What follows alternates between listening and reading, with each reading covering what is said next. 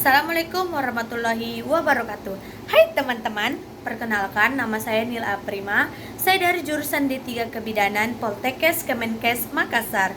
Baiklah teman-teman, di sini saya akan memberitahukan kepada kalian bagaimana sih kondisi bahasa Indonesia di era sekarang, yaitu adalah tahun 2024. Marilah kita selidiki.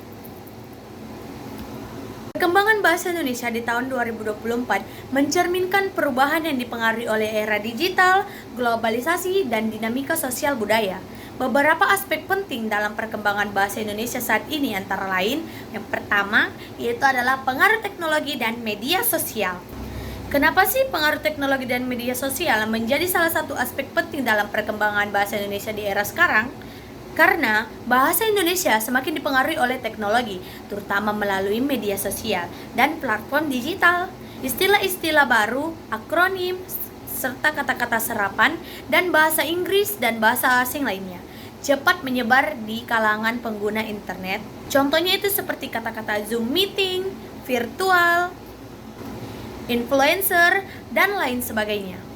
Kata-kata ini sering digunakan karena lebih praktis atau populer.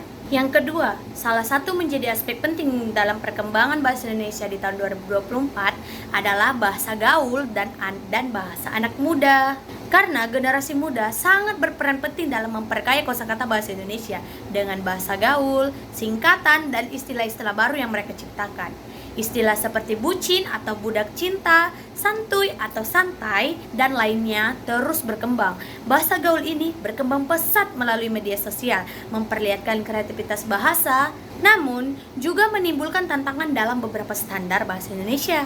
Baiklah, yang ketiga yaitu adalah globalisasi dan kosakata serapan. Kenapa sih? Karena bahasa Indonesia terus menyerap kosakata dari bahasa asing, terutama bahasa Inggris.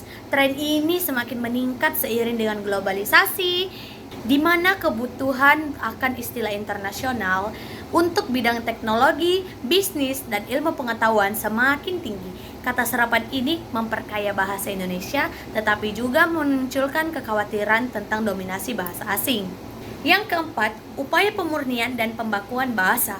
Badan Pengembangan dan Pembinaan Bahasa di Indonesia tetap berusaha menjaga keseragaman dan kelestarian bahasa Indonesia melalui pembaruan Kamus Besar Bahasa Indonesia atau KBBI dan sosialisasi penggunaan bahasa baku.